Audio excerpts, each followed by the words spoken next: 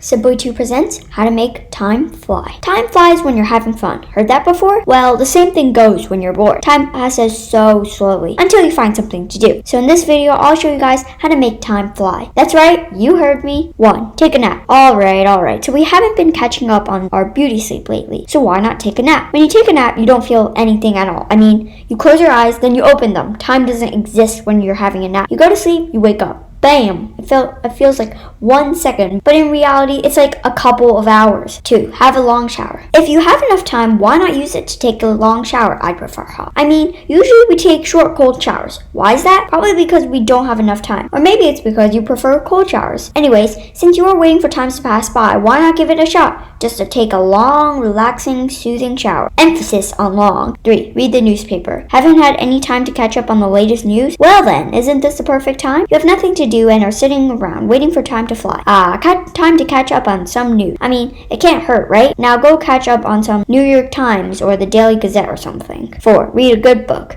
Books. Especially the good ones. So you haven't had enough time to read a book because you were too busy. And now you're sitting around waiting for time to fly. Guess what? It's time to read your favorite books. Classic or not. Just read them and have fun.